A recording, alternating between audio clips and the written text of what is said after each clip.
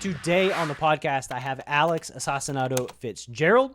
If you routinely battle in tournaments from probably the $200 to $700 or $800 buy-in, it's an episode that you do not want to miss, as this is Alex's speciality. We dive into tons of live poker exploits that will help you level up your game and crush the competition. So without any further ado, I bring to you Alex Fitzgerald. Mr. Fitzgerald, welcome back to the Chasing Poker Greatness podcast, sir. How are you? I'm good, man. Thank you for having me. How are you? I'm great. It's always a pleasure. It's been quite a while since the last time you were on. I think we were locked down during the dark days of COVID. You were in episodes, like the number 35 or 36, and there's been 300 or 400 since then. So lots has happened since the last time you were on. So, let's catch up. What have you been into since 2021? That is, man, that's a lot to recap. That's good. We got time. We got a lot of time to fill. Yeah. I got really into online poker for obvious reasons during 2020, 2021. I was lucky enough to win the 250K guaranteed on ACR back in 2021. I got really into playing on anonymous sites after that. And yeah, only recently I've started playing live again. So I just started going to Blackhawk and playing like $500 tournaments, $600 tournaments there. But yeah, it's kind of, I played the main event a couple of years and I cashed 1 year, but it's an adjustment to go back to live again. It was weird being inside for a couple of years. Yeah, it got scary going out in public. Yeah, true. Just locked in my house. I was afraid of people once I started interacting with them again. Tell me about Blackhawk. That's Colorado, right? Yes, sir. Blackhawk. I live in Denver now. I lived in Queens, New York during 2020 in a like 700 square foot apartment, which was about the worst place you could have been that year. And you were basically in a crate. Yeah, essentially. And I was surprised. I actually did pretty well, but I was pretty bonkers after that year. And I renewed my lease like March 1st, 2020. So it was just the worst timing. So after all of that, I said, okay, I need open space. So I get out to Denver. I love it out here, doing a lot of hiking. But yeah, I love Blackhawk. It's, you get kind of the mountain man up there who is polite enough, but plays pretty wild. It's like 8,500 feet or something like that. So you'll see a lot of non-locals go up there and think they can handle it. And then 3 or 4 hours in, just go, man, I am done with this. Let's get those chips in. Elevation gets to people? Yeah, a little bit. If you're not from Denver, it definitely, like, I even can feel it just a little bit. So it would be the equivalent of going from Denver to like Mexico City. It would take a little while for you to feel it just because of the elevation change. But if you go from sea level to 8,500 feet, it is rough. You're going to be pretty lightheaded pretty quick. Makes sense. You wouldn't think that would affect poker. Where you're just like sitting down and using your brain and making decisions. But I guess it just affects everybody no matter what you're doing. Yeah, the weirdest things, your body is your brain, right? So anything that affects your body eventually gets to your brain. So it's just like you see in Vegas, some people get really dehydrated and they play really goofy. Here, you can get a little dehydrated, you can get a little loopy. So the play's pretty loopy to begin with at Blackhawk. So yeah, you got to really stay on your toes. Nice. So everybody's just naturally drunk in Colorado. Yeah, exactly. While Pretty much. Everybody's 3 beers in naturally. Yeah. Yeah. Don't have to do shots at the table. You're just doing shots through the air. Exactly. So that's a pretty serious move from Queens, New York to Denver, Colorado. How have the things gone outside of playing poker? The coaching, building courses, just existing in that space. Oh, I love it. It's been going really well. I'm really into coaching right now just because I have some lesson plans. I noticed my students kept having the same questions again and again, so I thought, okay, I'm just going to set aside a Saturday and just make some lesson plans around this. And that actually makes the lessons way more fun for me because we can just go bang, bang, bang, right through everything. Okay, you're looking at this scenario. What do you think? Okay, no, you don't want to do that. You want to do this instead. And making the courses has been pretty fun because there's just a lot of things. Whenever I do a 90-minute lesson, I always wish I had more time with the student because obviously there's only so much you can hit upon in 90 minutes. And now I can just go, this is a course about what to do when the big blind flats you. This is a course that'll tell you how to re-steal from the small blind. And here's that follow-up homework. And yeah, it's been a lot of fun putting those together. I don't know. Maybe I have a sixth sense of fun. I really like being locked away in my basement creating things, but I guess that's not normal. No, I think it's for a poker coach. I think it has to be normal. I think that the thing is you've got to enjoy solving problems and thinking deeply and being able to communicate an answer to someone in an effective way. And that is, kind of another problem in and of itself. So I think that poker coaches in general enjoy exploring their curiosity. And I would just, kind of go further than that and just say high-level poker players are really curious by nature. In almost every instance of high-level poker player I've interacted with and coached, they're very, very curious. They enjoy trying to solve difficult problems. I think that means you're totally normal for our space anyway. I don't know for all the spaces, but for our space, pretty normal. What are some of those common reoccurring questions that your students have been asking you? So what comes up pretty commonly these days is what do I do in multi-way pots? Because something that my students have noticed is most of them play 1-3 or 2-5 or like $300 buy-in tournaments live. And something like 50 to 75% of the pots they'll play are multi-way. And they say, when I try to learn about poker, it seems like 10% of the hands are multi-way or 20%. And I go, yeah, that makes sense because heads up, there's more tools available to you. So those are really fun spots to explore. And a lot of the high stakes players making content, they're going to be focusing on a lot of heads up spots because they play a lot of heads up spots. But in multi-way, that's such a weird game because you have spots like, they'll have a situation like, the board comes king of spades, 7 of hearts, 5 of hearts. They have king, queen of diamonds. They bet on the flop, and a very boring average player in Blackhawk or whatever it is just raises the size of the pot. And they ask, should I call there?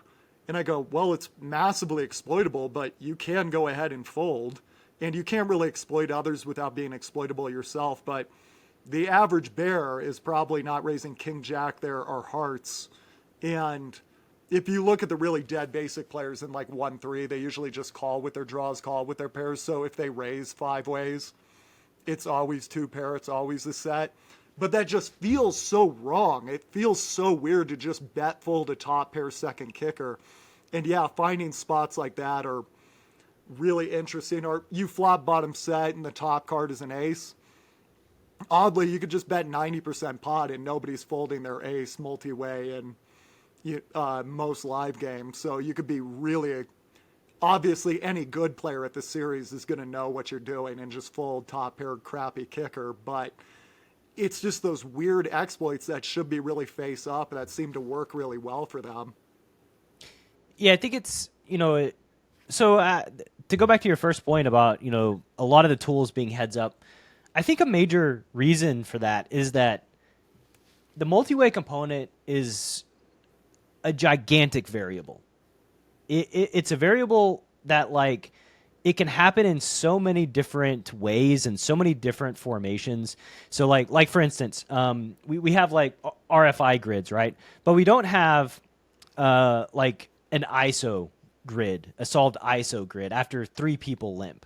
It's because, each position limping in solver land would have different ranges, and you just can kind of see that if somebody limps from under the gun, in my parlance, I kind of label live poker, since there's 9 seats. I start like under the gun is 9, and then it goes all the way down to 1. So like 1 is the big blind, 2 is the small blind, 3 is the button, and so like because I just find that like under the gun is kind of it's a label that doesn't always make sense to me because it's like I'm Yeah. five-handed under the gun, I'm six-handed under the gun, and it's like, dude, like why, Yeah. like how is like like how does the label of position changing based on like how many Right. players there are? Yeah. So like anyway, that's just one of my pet peeves. Like I kind of like label. So like if somebody limps 9, somebody limps 8, and somebody limps 7, your ISO range is going to be one thing. But if somebody limps 9, somebody limps 8, and somebody limps 6,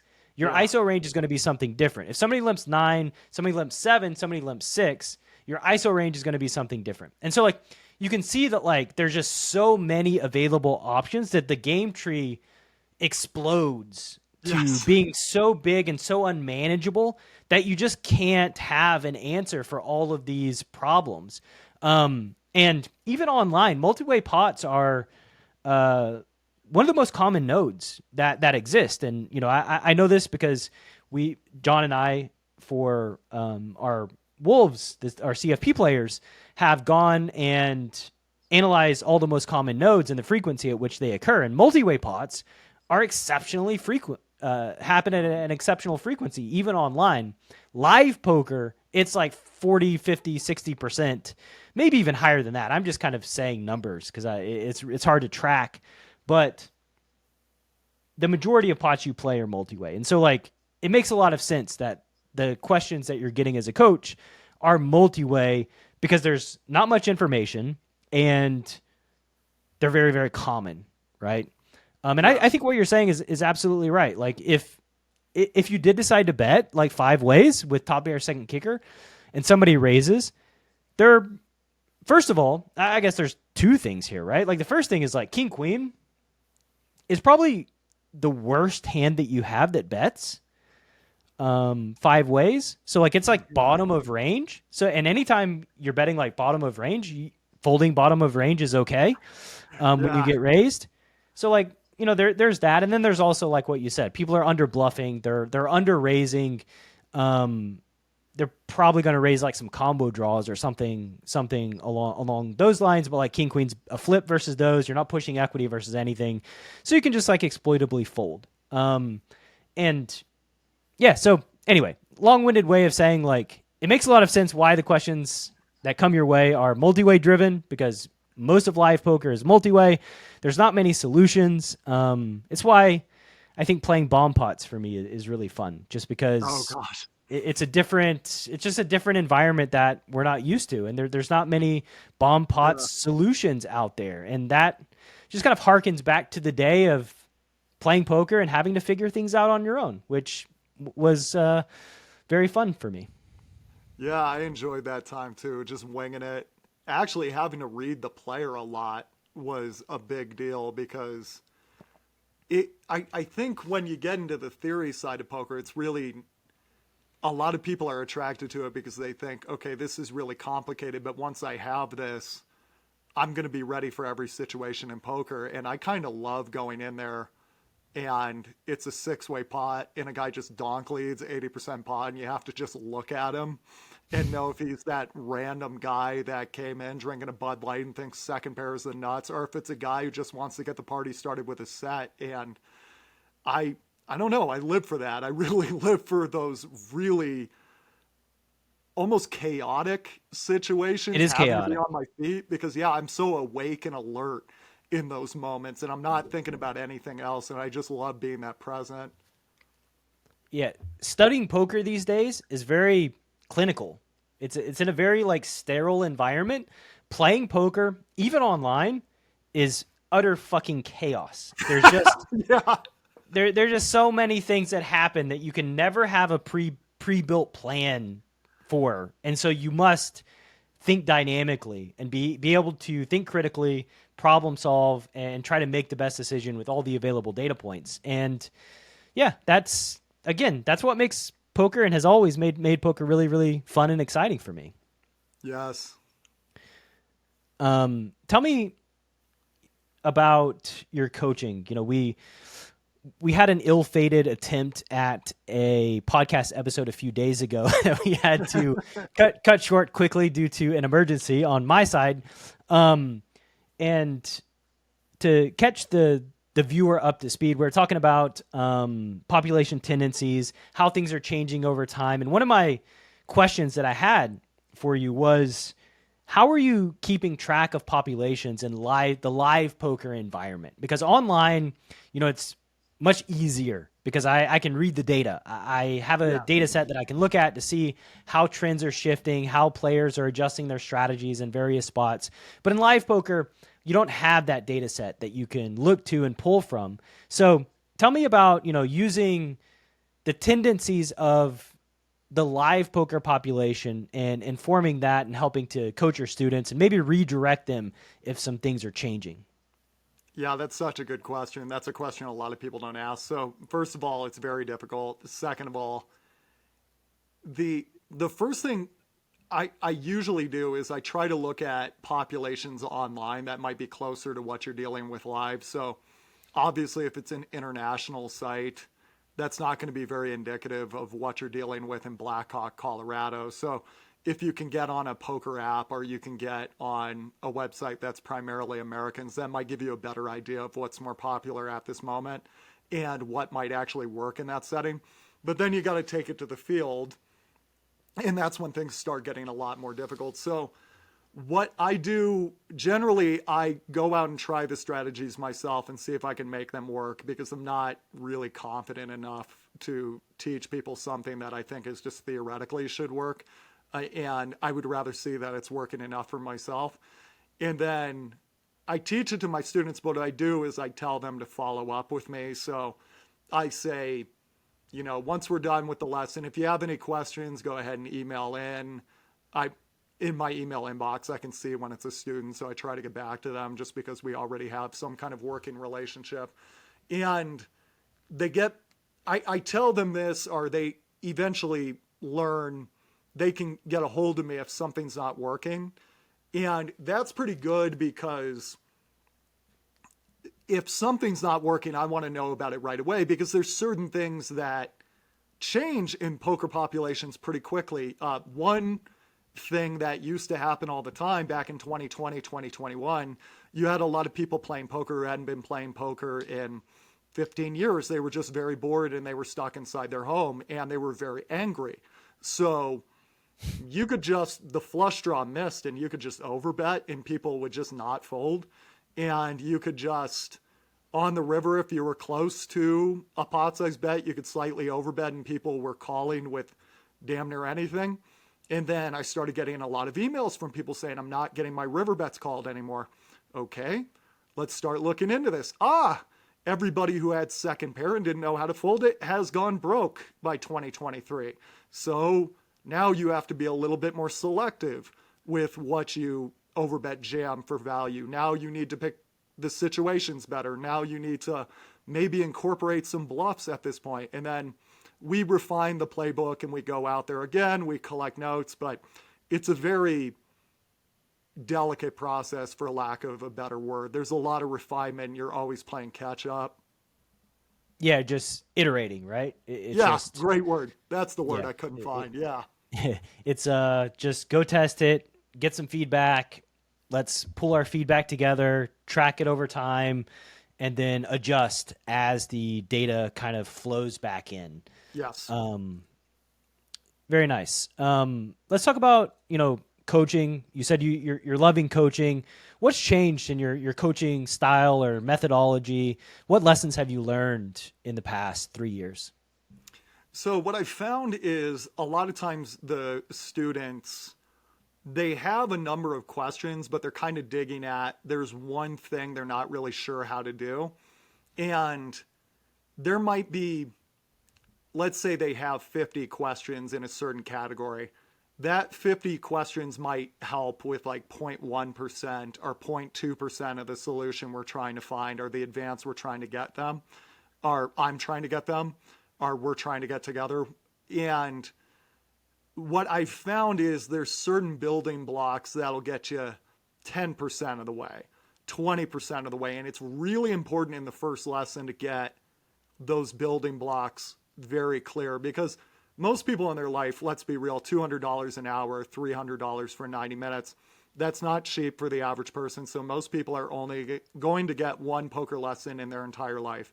You need to make sure that poker lesson really gives them a leg up. So let's say they're a tournament poker player. Most tournament poker players I talk to say, I have the same issue, which is I don't have many chips when I get to the bubble. Even if I do cash, I don't have many chips, and I never really seem to go far. I never really seem to win. I seem to get a lot of 7th place finishes, 15th place finishes, 22nd place finishes.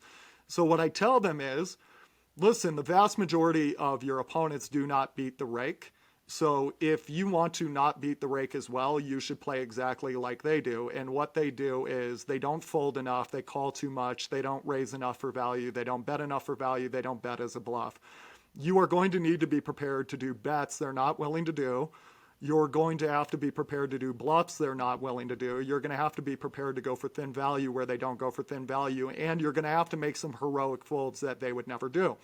Now, if your game then becomes unrecognizable to all the people who can't beat the rake, you are very likely on the right track. And also notice that when you play tournament poker, most people are trying to get bang for their buck. If they pay $1,200 to enter a tournament and they're out in 39 minutes, they feel really stupid. They start thinking about all the things they could have used that $1,200 on. If they get a couple of days of play and then they just bust right before the money, they somehow feel it's more justified. You have to be different than that. You have to be willing to squeeze early on. You need to be willing to triple barrel early on. You need to be willing to overbet early on. And you need to be willing to rebuy if it's needed. So then once I establish that, this is how we are going to have to change. We start working on the hero folds that they need to make multi-way that most people are not prepared for. That king-queen example we started the podcast with, about 90% of players who play $500 tournaments and lower won't be making that fold. So we start with things like that. And then we talk about the bluffs that do work, which tend to be overbets and triple barrels. Especially overbets really scare people live because they're just not used to it. So once in the 90 minutes, we'll work on, okay, this is a great time for you to bluff bet. Notice the big blind flatter has too many hands. They've capped their range in this situation. You could go bang, bang, bang here. They're not going to call you a large percentage of the time. Here you can go for thinner value. He's really likely to be capped. Here you can make a heroic fold. He's not really likely to be bluffing. Once you get all of that, that kind of adds 5% to the solution they need, 10% to the solution they need. And then you can get really far really quickly in 90 minutes versus back in the day, people wanted to do more hand reviews or just go through specific questions they had. And that was good and that would add some value, but I really like guiding them through, okay, here is our lesson plan, here is our game plan, here is our attack strategy, let's go out and do it. Yeah, so you're kind of creating a foothold for them to, get a grip so that they can get 10 to 20% of the way up the mountain and then on their own be able to climb and realize the last 70 to 80% or have a better idea of where they should go so they have some stability at the foundation. Absolutely. Out of those lessons or concepts that you mentioned, bluffing more, value betting thinly, hero fold more, over betting, triple barrel, etc. Which of those, for somebody listening, do you think move the needle the most, in your opinion? Oh, that's a fantastic question. So over betting really gets people on the back foot. So you have a situation. This happens a lot live where people have specific timing tells. They quick call on the flop to going back to the Mike Carroll strong means weak. So they call you very quickly on a board with flush draws and straight draws. They're a very boring regular who would never slow play with a set when there's flush draws and straight draws out there. They would have 3-bet with their over pairs pre-flop. So the guy quick calls you on the flop. And it's most likely one of the pairs on the board or a draw. And just also because they would have had to deliberate whether to raise or not with a set, or they would have Hollywooded a little bit if they were going to try to trap you. So they do You've watched this person for a few hours. You notice they quickly call when they don't want you firing the turn. They quickly call you. The turn's an overcard to all the cards out there. What used to work is you could just bet 60, 70% pot, and people would actually just fold right there. They go, wow, I don't like that overcard. Now people have really learned I can't really fold when the overcard comes out there. And then what you'll see with a lot of live players is you follow through on the river with another, 80% pot size bet or whatever it is. And they go, well, I guess I'm priced in now and I don't want to be exploited. And they call and they make a really good call versus you. If you instead just bet 150% pot on the turn, and it's actually a little bit better if you have some kind of draw that goes with it, some mediocre draw like a gut shot or something like that. Blockers obviously would be nice. But what ends up happening is the thing is they've seen somebody bet 0 to 50% pot 10,000 times in their life. They've seen somebody bet 50 to 100% pot thousands of times in their life. Every time they've seen an overbet at a local casino, it has been a set that really doesn't like the draw out there. It has been a pair of aces that really doesn't like how coordinated the board is. So these live players intuitively make an exploitative fold where they fold a lot of their pairs because they assume they're against somebody with an overpair or a set who's having a panic attack. But they have this thought in the back of their head, did I just get exploited? So they get a little tilted and they get a little annoyed. And the overbets are really just bang up working right now. I had one student try 140 overbets, really low stakes, but what was it? They tried like 138 turn overbets, even in some situations I wouldn't have recommended, and got like 117 folds or something just bizarre. People really get weirded out by them. But anyway, once you do a couple of overbet bluffs, people start getting annoyed. And they start thinking, who the hell is this idiot? Why is this person just making me play these big pots all the time? I don't like this. And then in a multi-way pot, you bet, let's say the board comes ace 10 5 and you have a set of fives, but you know nobody wants to fold an ace. If you bet like 70 to 80% pot there, it should be pretty dead obvious to someone that their ace 8 isn't good, but they feel like most men play egotistically in like $200 tournaments, $300 tournaments, 1-3. So they feel like I can't fold to this maniac moron. And then they end up calling down bets they should never really call down because multi-way pots are completely different than heads-up pots. And they take specific aggression to be generalized aggression and overcompensate versus your normal size bets. I really like that language. Specific aggression to be generalized aggression. That's really cool. So, essentially, they take just the macro aggression and don't look at the exact context of the situation that's happening right in front of them. Yes. This player has been betting a lot, so I'm going to fight back now. Yes. So, and correct me if I'm wrong here, but I was going to ask, I was going to follow up with which portion of your range with overbetting, but it seems like, if there's a clear split in, say you overbet the flop and villains are calling down when you are betting like 75% on the turn or 2/3 and then following up with like 3/4, then you could just split your value and put your value in that sizing scheme and put your bluffs in like the overbet sizing scheme, right? Yeah, exactly. You could be wildly exploitable. Something I tell my students all the time is unbalanced doesn't mean ineffective. Sure. Take, you have a very drunk person at the table that's calling every pre-flop raise. You could just raise to 20x with aces, and everybody at the table is going to know what you're doing, but the drunk person is still going to call down, and you'll win a lot of money. A lot of these folks, I don't want to say they're drunk, but they're systematically irrational. Overbets just kind of fry their brain, and yeah, the 80% pot size bet doesn't really scare them as much. And most people it's something like we make 95% of our decisions emotionally. And at the poker table, people are no different. So you're really just manipulating their emotional center of their brain. Yeah. Emotions are a huge driver in decision making. This was something that I was just talking with my wolves about yesterday. We were talking about, white belts or fish or Rex or however you want to phrase them. Just how the meta, the context of the situation really, really matters. Just in what you were saying, where you overbet the turn 3 times in a row against the same guy, and at some point they reach their threshold of like, I'm not going to take this anymore. Well, like, in some cases, if somebody puts a lot of money in the pot, in like an underbluff line, then obviously you should fold. But with context, if somebody is steaming, somebody just lost a big pot and then Right. just piles in 61 big blinds, you should probably significantly widen your calling range against that specific player due to the context of the situation.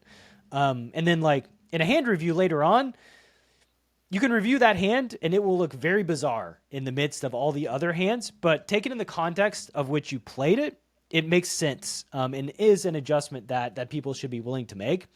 And I would also say that, like, regs can tilt too. Like, essentially, I think anybody is prone to tilt given enough damage. It's just how much damage can you withstand before you start spiraling out of control emotionally. Generally, undisciplined players can take very little damage, or even no damage sometimes. Just perceived damage is enough. Like, you bet 4 times in a row because you have really good hands against them, and they fold 4 times in a row, and nothing bad has happened to them, but now they're pissed at you, and That's they so have a true. vendetta against you specifically, as if you're just going out of your way and targeting them as like some kind of bully. Um, and you mentioned timing tells, which I think is just they're incredibly valuable, especially in the context of live poker. Even online timing tells are extremely valuable.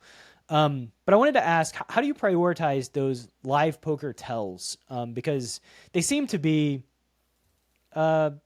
significant, a significant data point in your decision making. So I usually use them to break ties. So I try not to let it just override something. So I'll take it if I played with a guy the first time, I'll take it as okay, that's one bullet point.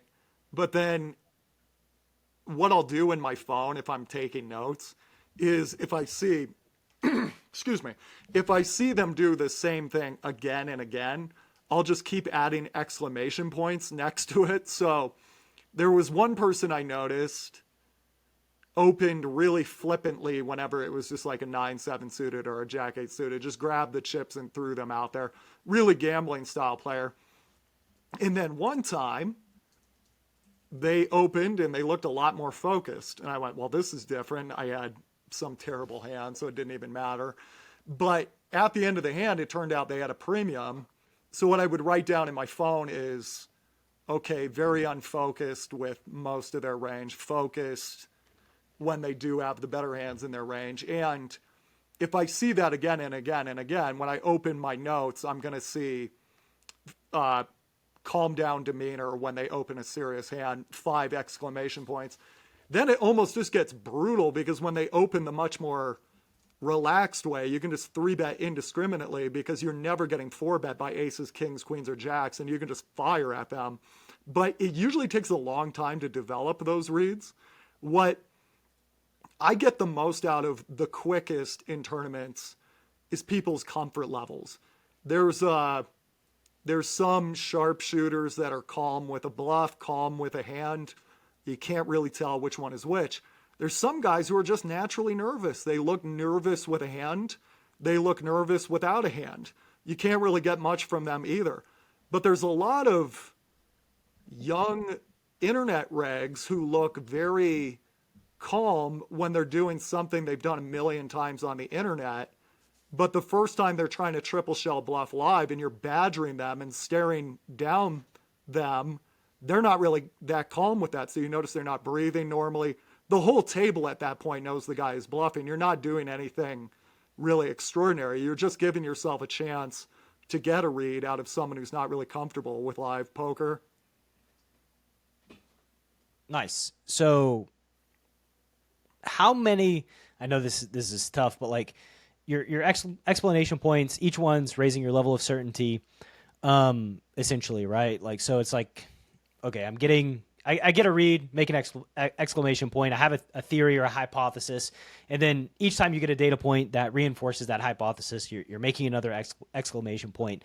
How many times? How many data points until you're like, okay, I'm just gonna three bet this guy because when they do X, their range is essentially capped. Excellent question. It's usually about three. The first time you see it, the guy could like have acid indigestion. It doesn't really mean anything. The second time, it could just be a coincidence. The third time, you start going, okay, this is getting pretty consistent. But the great thing about cash games, if you play cash with the same people every day, especially if you play like a private game, and you get session after session with someone, it might be pretty faint, but by the eighth time you've seen it, wow, is that really going to help you? Yeah. Any stone cold read you can get, no matter what. Like I think there's so much information in live poker that's available that is underutilized by almost all live poker players. There's just so many extra data points that you don't have online. Just how people are putting chips into the pot. We mentioned like how to play multi-way, different sizing schemes players use that split their range and eliminate value, or split their range in a way where it's just extremely value heavy. If you're just paying attention to these patterns, then yeah, you can really dramatically increase your win rate over time. Absolutely. What are some of the biggest exploits that you think are current in the $500 buy-in to $1,500 buy-in type tournaments?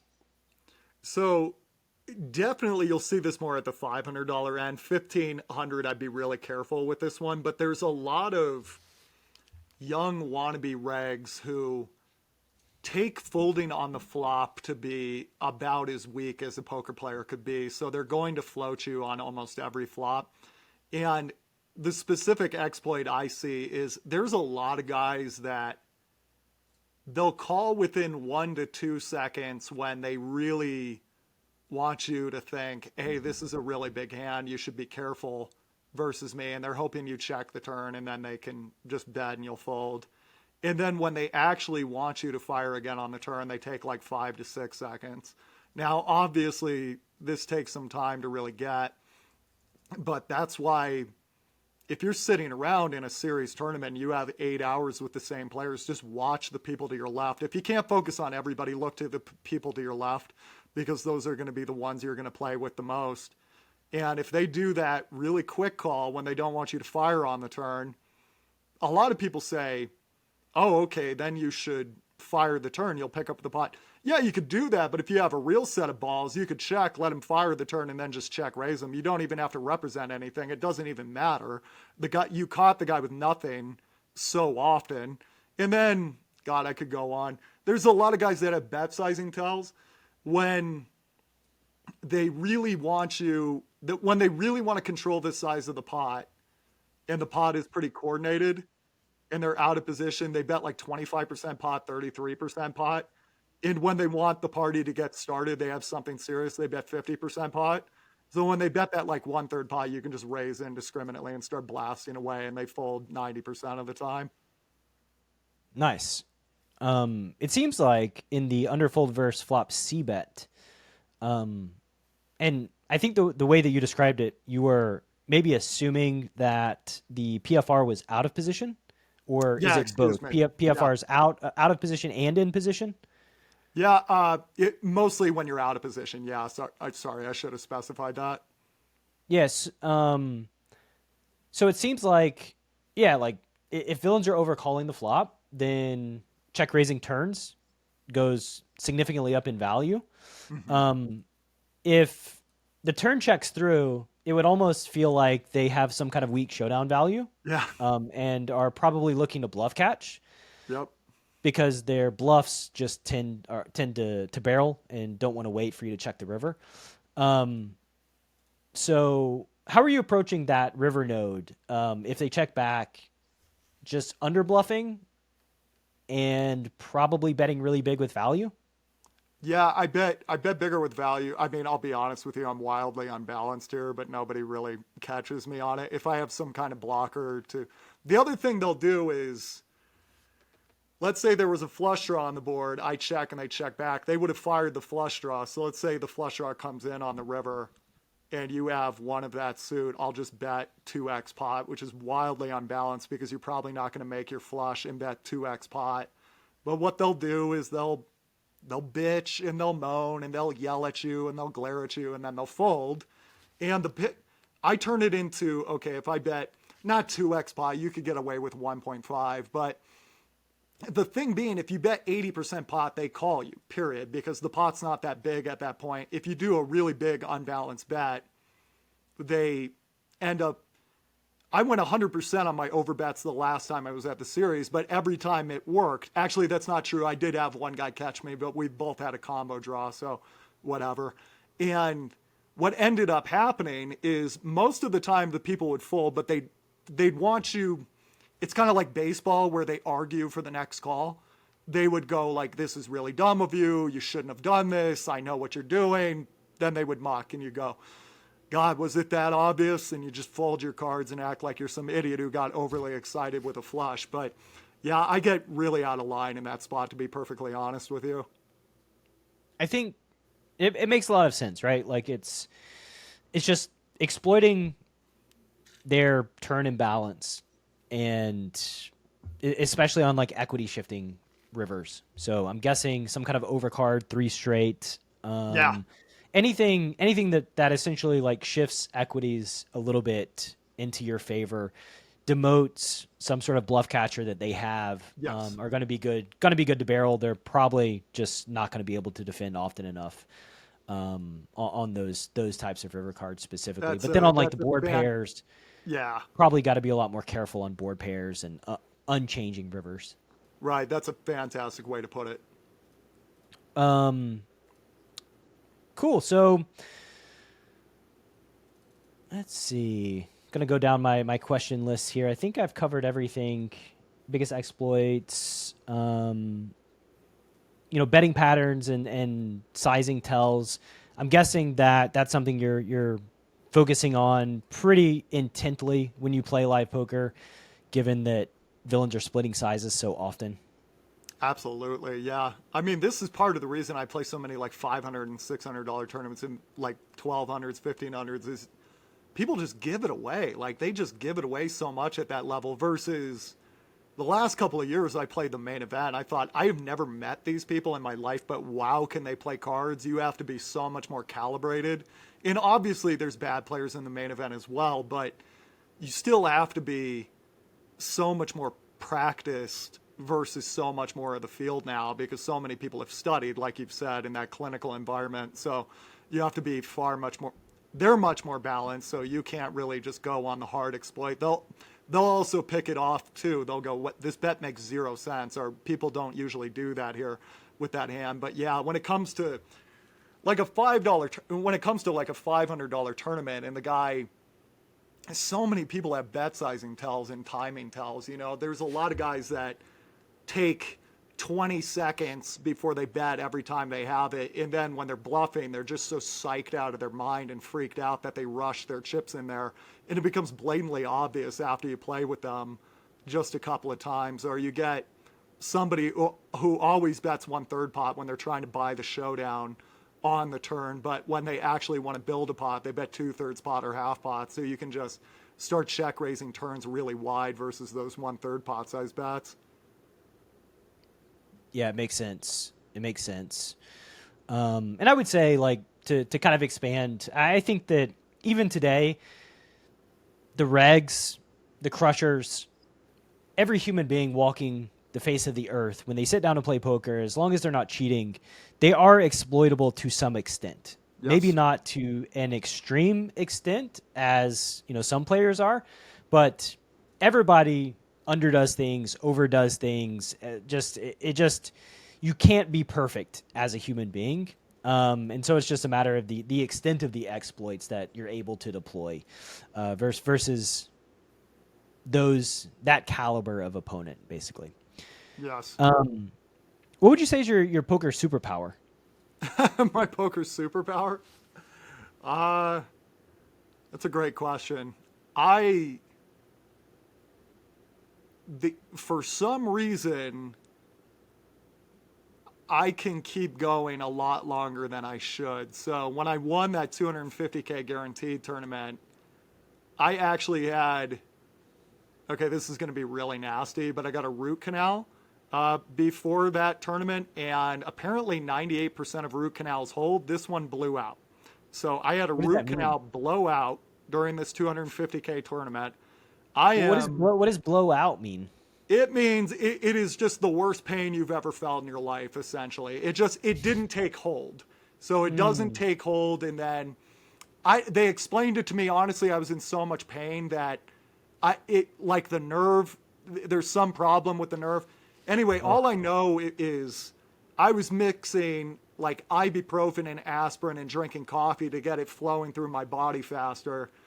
And yeah, I played that tournament until 3, 4 in the morning, and I won the damn thing for 55K or whatever it was. But I guess I don't, like, if you're ranking poker players, I'm not even going to be near that top tier. I'm not going to be the most calibrated. I'm not going to be the most balanced. I'm not going to be the most well studied, but I really like playing cards, and I can really just sit my ass at that table and keep grinding it out for hour after hour. So that lends itself better to tournament poker, where you really have to play consistently for a long period of time. And and it did help me at lower six cash. I played lower six cash for a living for a long time, and I never got good enough to really get to like 510 and beyond, to be perfectly honest. But wow, I could just multi-table like all day, every day, and just rack up, rake back, rack up buy-ins. seems like focus. Focus is kind of your superpower. You're just able to focus for very long periods of time and sustain that focus.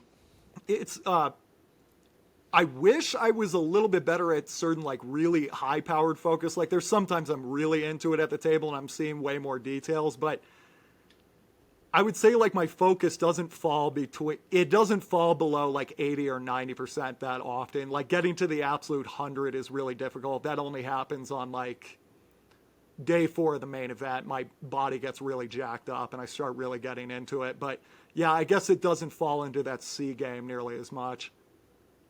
Nice, and you just unveiled the secret to winning poker tournaments. It's extreme amounts of excruciating pain.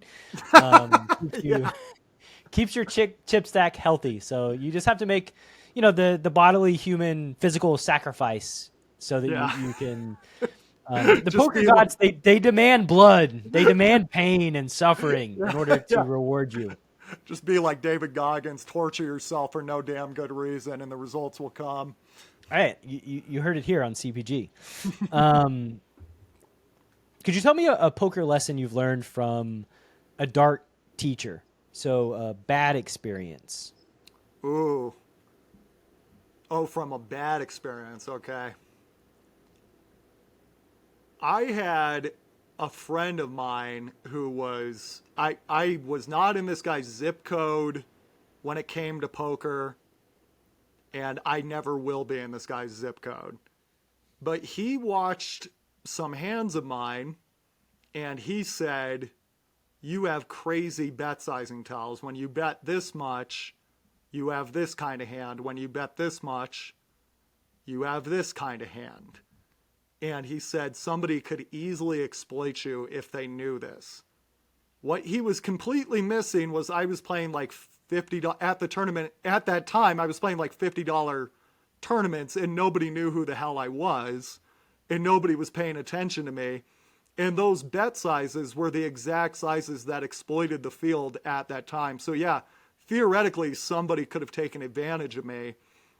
But he essentially convinced me to rework my entire game and to try to be more calibrated and unexploitable versus people who were as good as him when I wasn't playing anyone who was halfway that aware. So I wouldn't say it was his advice really became much more applicable at higher limits, but it was not helpful at those lower limits where really you're just kind of spamming exploitable bets nonstop across multiple tables on soft networks. Yeah, I think the first principle, one of the first principles when you're playing poker is who is my opponent? What level are they thinking? Yes. How are they approaching poker? Because the goal is not to be as unexploitable as you possibly can. Yes. The goal is to beat your opponents and to make money. That's the goal. Right. And so you don't want to kind of throw out the baby with the bathwater when you're retooling your game. And I think that I've had just Justin Saliba and many high level poker players come on the podcast recently, and that's seems to be a common theme is that we take what is obvious, like we have this tendency to overvalue complexity, try to execute some sort of solver output in the perfect way, while just kind of throwing out that like, oh, against this exact opponent, my strategy becomes pure, and I should just do the thing that I'm incentivized to do. And essentially, like, our results get worse, unsurprisingly, because we stop doing the things we're incentivized to do against our exact opposition. And I'm not saying to, undervalue a solver output. I think that, like, they're important to know, and it's important to understand how solvers approach mapping out the game so that you have a better understanding of how the game is supposed to work. But you should also know how to dial up or dial back those strategies based on the tendencies of the opponent that you're playing against. And it can be extremely harmful to do something like to try to find bluffs against an opponent who's never folding, for instance, as an obvious example, right? Like, I've had the same dark teacher. I've been playing high stakes live, had a hand that I think this combo is the perfect combo to bluff with. Like, in my whole range, this combo is the best one. If I don't bluff with this one, I'm actually just not bluffing at all. And then I bluff with it, and I get snapped. And, like, I walk away from the table just scratching my head like, wow, I did that again? Like, how, like, why did I do that again? Why, like, I knew they were not going to fold, and yet I tried to force it with this hand that I know is like a slam dunk theoretical bluff, and I get snapped off, right? You feel so dumb when you do something like that. Yeah. So anyway, I think that approaching things in lower stakes environments or even higher stakes environments against specific opponents in an extremely exploitable way is the best way to play poker. It's the easiest way to play poker. The incentives are very obvious, and you can execute the strategies because the strategies tend to be quite simple. When players play very exploitably, aka this dude ain't folding if I bluff, you just don't bluff. You maximize value and you don't bluff. It's a very easy, very pure strategy to execute. Absolutely. I think the other problem that I used to overvalue complexity, I think because it was one of these things where I've spent 20 years of my life in this game. I really want this game to be this like beautiful chess, ethereal, strategic battle of the minds as opposed to a rodeo where people are spilling beer all over the table and every pot's 5 ways, and my strategies sound pretty damn stupid if I actually articulate them, because maybe that's damaging to the ego, right? Like, maybe if it sounds more highfalutin and intelligent, I noticed I was more attracted to it at that time versus once I started going, hey, I need to hammer some checks, I started getting much more dead basic, and that's when things started working out a lot better. Yeah, I think that there's a tendency for humans to want to look smart and want to look like they're a good poker player, but they don't just want to play good poker and want to maximize EV and maximize profits, right? It sounds insane when you say it out loud, but I think that there's a wide portion, probably the majority of the poker audience, they just want other people to think they're smart. They don't actually care about winning. They don't care about maxing EV. I have a fantastic example of that. When I was playing this $600 six max at Blackhawk, I raised the button with ace 2, big blind calls. The board comes ace king 9. He check calls. The turn's a 5. He check calls. The river's a 3. And it dawns on me, he's not going to call with a king or a 9 if I bet like even 1/3 pot. So I did the same bet size I did on the turn, which was like 1/5, 1/6 pot at this point. The whole table, except for the guy I was playing against, the guy I was playing against was total mountain man. The whole table knew what I was doing. They knew it was some really stupid thin bluff. I mean, not thin bluff, thin value bet with an ace. So I think those 5 guys thought my bet was pretty dumb, but it worked versus the mountain man. So, yeah, you're right. Like, people always want people to respect them at the poker table. And I'm like, dude, if you're going to be taking their money, no one's going to respect you. Nobody respects the people that are taking their money. They hate the people that take their money. They'll find a way to say you're lucky or you're dumb or whatever it is. So just play for yourself, compete against yourself, try to be better than you were yesterday. And that's all that matters. Yeah, like I've said it a billion times, but I'll say it again. It doesn't matter if the cocktail waitress knows that you're thin value betting. It doesn't matter if the dealer knows you're thin value betting, or the guys running surveillance in the back who are watching the game are like, this dude is never bluffing here. It doesn't matter what they know. The only thing that matters is what the person you're playing against thinks and what they think they know, right? And how they're going to respond. Everything else is just noise. It is completely irrelevant. Exactly. What do you think is a common assumption you've seen people make about their poker careers that maybe they should spend some more time thinking about? Everybody believes that if other people know they're a good poker player, then they're going to make a lot of money. It's actually not true. If you're a good poker player and you only play against great poker players, you're going to lose.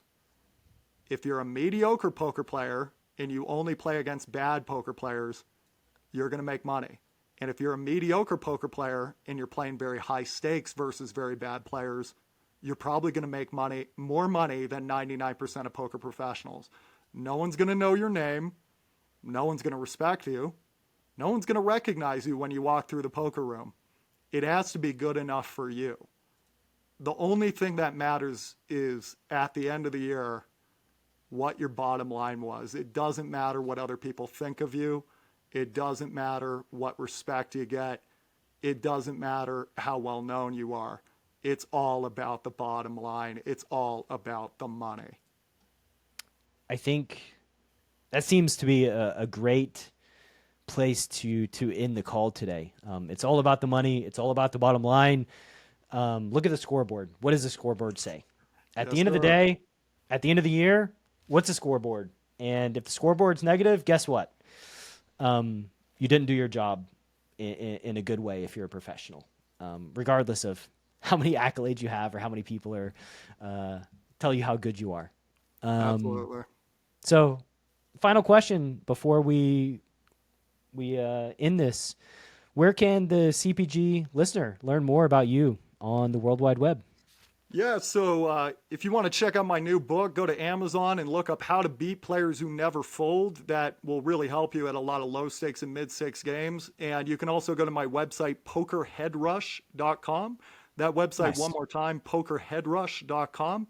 And if you sign up for the newsletter, you get 3 free training packs just for signing up. So there's one training pack about how to win with ace king when it misses the flop. A lot of people like that one.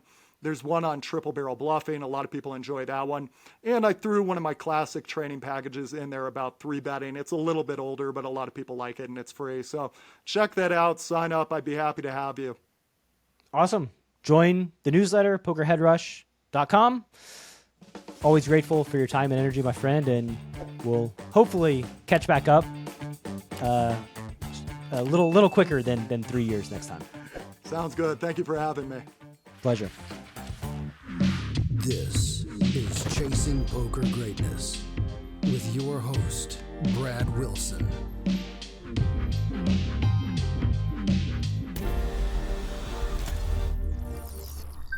Coach Brad approved.